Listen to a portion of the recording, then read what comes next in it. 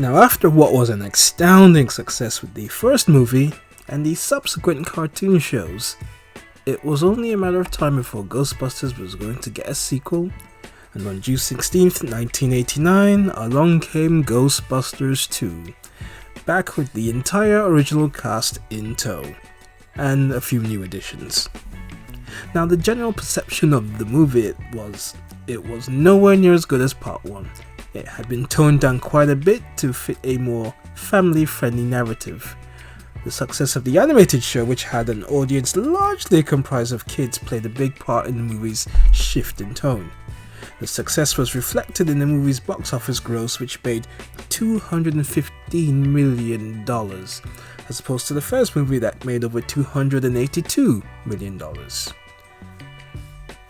I mentioned in my previous video on Ghostbusters how I was scared to watch the original movie by myself for years, that it took watching this movie from start to finish to get me the courage to finally watch the original all by myself, with my younger brother in tow. Funny how things work as a kid. Now, for years I was in that small minority that thought Part 2 was better than Part 1. I know. I feel it had something to do with a few factors. First, I was about 9 or 10 years old, so I was much older than when the first movie came out, and so I spent years cowering away from it, as opposed to Part 2, when I was at that age for enjoying a more mature form of entertainment.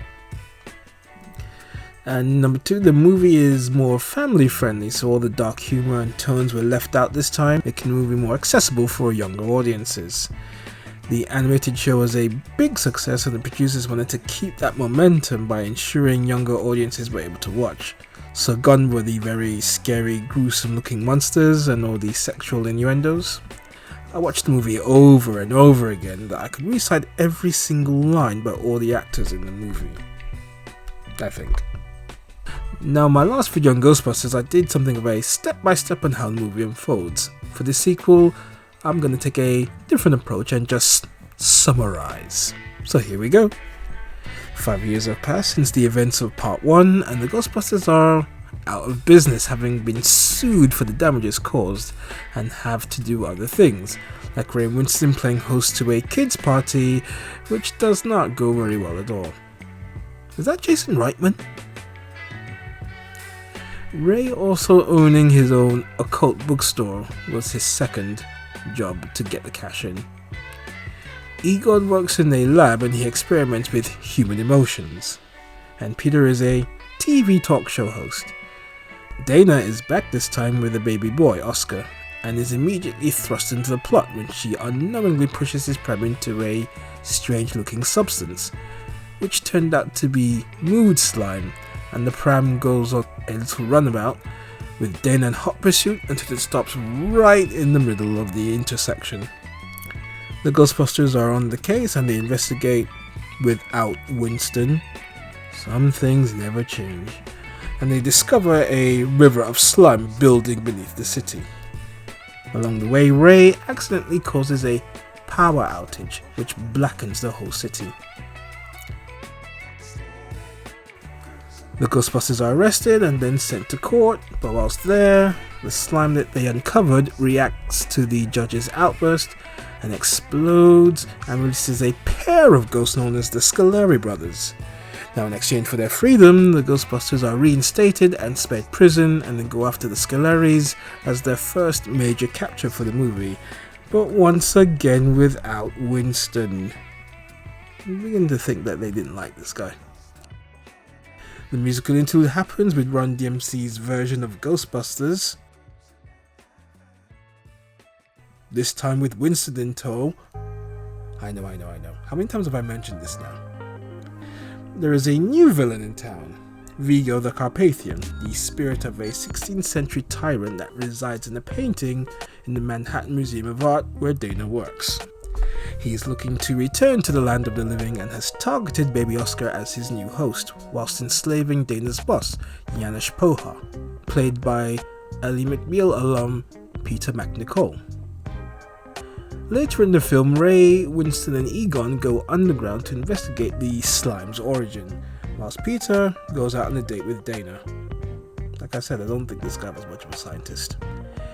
The other three encounter all manner of spooky mishaps, including dead skeletons and a ghost train.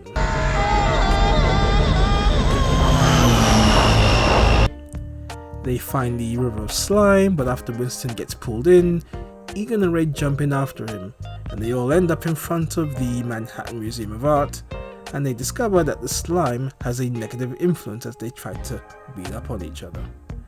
They go and locate Peter and Dana, but end up getting arrested. Again. Oh hey, I think that's Bobby Brown. After a meeting with the mayor goes absolute sideways, they are then sent to a psychiatric ward by the mayor's assistant Jack. More bad luck for Dana occurs when Oscar is kidnapped by a ghost, which is Janosch in disguise. She goes after Oscar, but is then trapped in a cage. Lewis and Janine locate the Ghostbusters after the mayor fires Jack for sending them to the ward against his wishes, and they set out to free Dana and stop Vigo. However, they are unable to get past the ghost shell that has engulfed the museum, and they need to find another way in. That ends up being the symbol that represents positivity to combat the negative energy of the mood slime, the Statue of Liberty. After wiring it up and coating it with a modified version of the mood slime, the Ghostbusters bring the Statue of Liberty to life and march straight to the museum.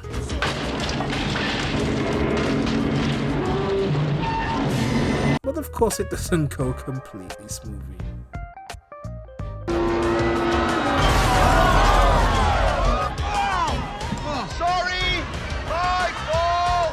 The statue arrives just in time as Vigo is engulfing baby Oscar, and the Ghostbusters prevent the transfer while smashing into the museum and slamming Janosch for good measure, snapping him out of his trance.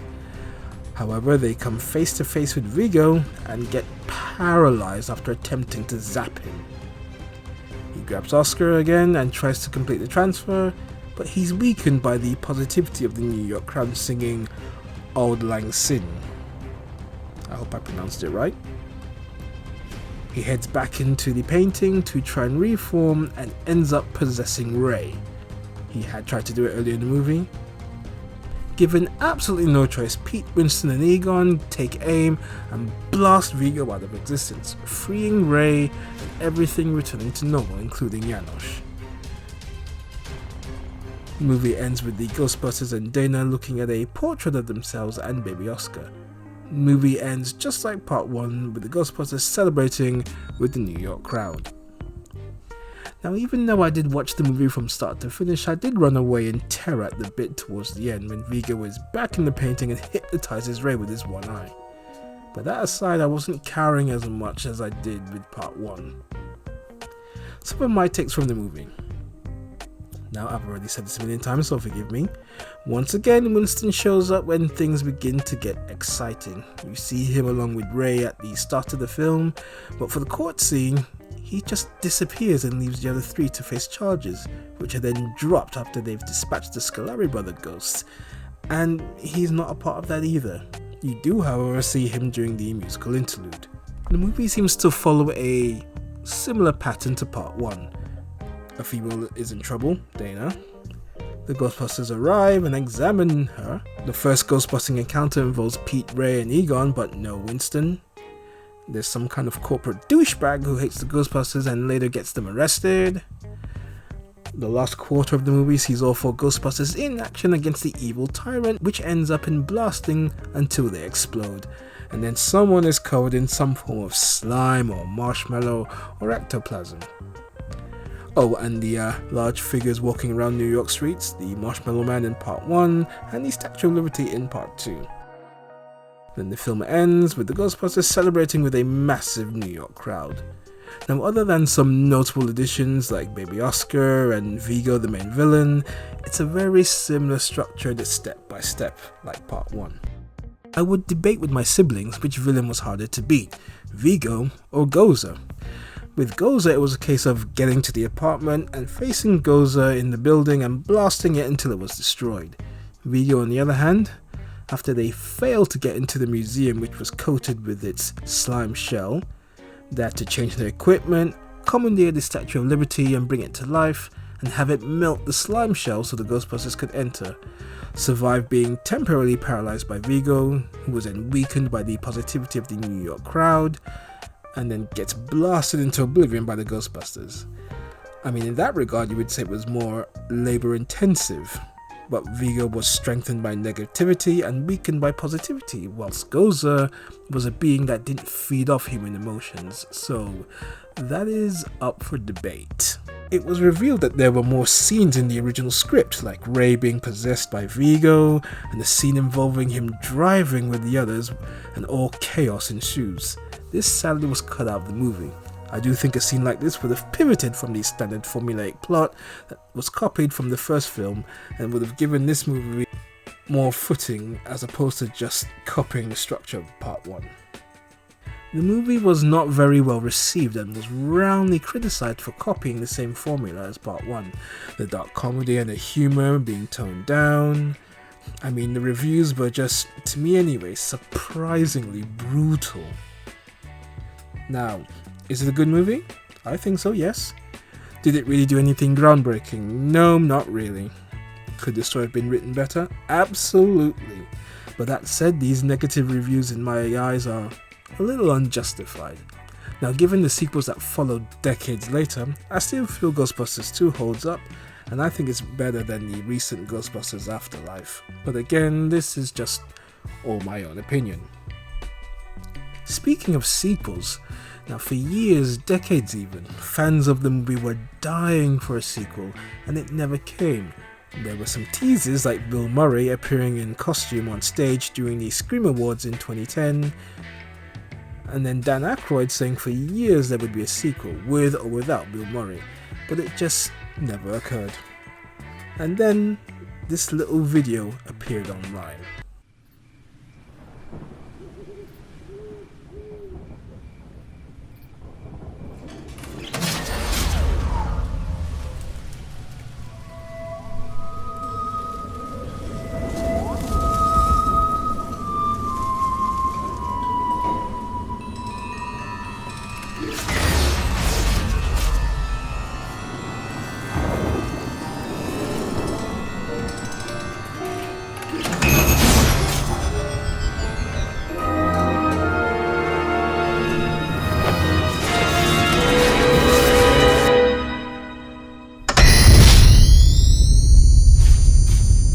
Finally, after 30 plus years, we were getting a sequel, and will be something to cover in a future video here on Smugface.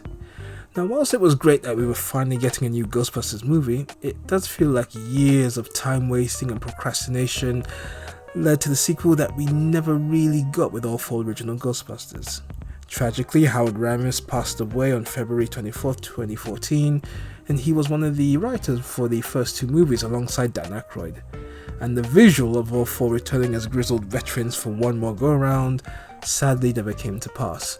However, spoilers, there was a special nod in Ghostbusters Afterlife, and that was as good as it got.